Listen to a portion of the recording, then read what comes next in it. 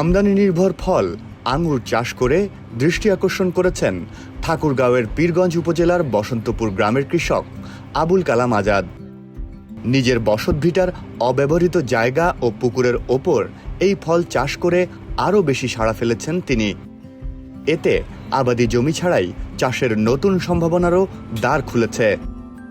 কৃষক আজাদের ভাষ্যমতে আঙুর গাছ দ্রুত বাড়ে, মার্চ মাসে ফুল আসে এবং জুনের শেষ সপ্তাহে ফল পাকতে শুরু করে।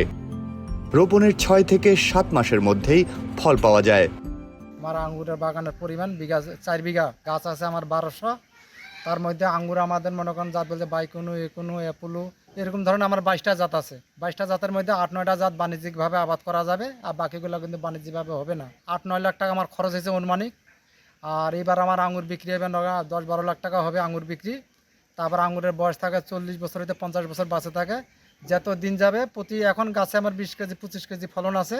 যখন 2 বছর বয়স হবে গাছে থাকবে 40-60 কেজি 80 কেজি পর্যন্ত ফলন থাকবে প্রতিটা গাছে আমার। গতবার যে ফলনটা ছিল আমি তো মানুষকে খাওয়াই দিয়েছি, সবাই আনন্দিত এটা মিষ্টিটা। এবার আশা করি অনেক ফলন, হয়তো 80-90-100 মনও পার হতে পারে অনুমানিক। যদি 12,000 টাকা আমার মন হয়, 300 টাকা কেজি হইলো, তা আমার 10-12 লাখ টাকা আমার বিক্রি হবে। আমাদের ওই যে আড়তদার আছে, যেগুলো ফলের দোকানদার আসছে, গতবার ওরা আসছে খাইছে, খাওয়ার পরে ওরা আরও মানে আনন্দিত, কারণ আমাদের দেশের আঙুরতে বেশি মিষ্টতা।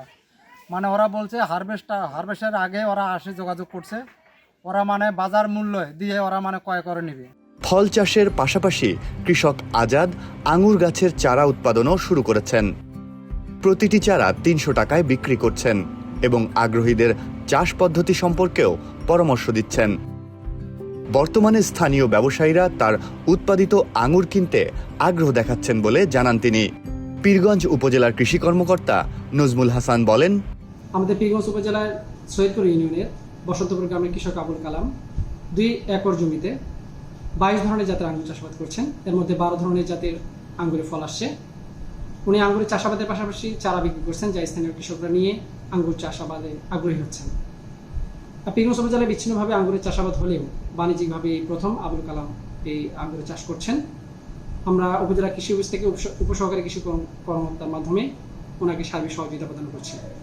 আশা করছি আঙ্গুরের চাষাবাদ পীরগঞ্জ তথা দেশের সামগ্রিক কৃষিতে অবদান রাখবে এবং আমাদের দেশের আঙ্গুরের আমদানি নির্ভরতা কমাবে।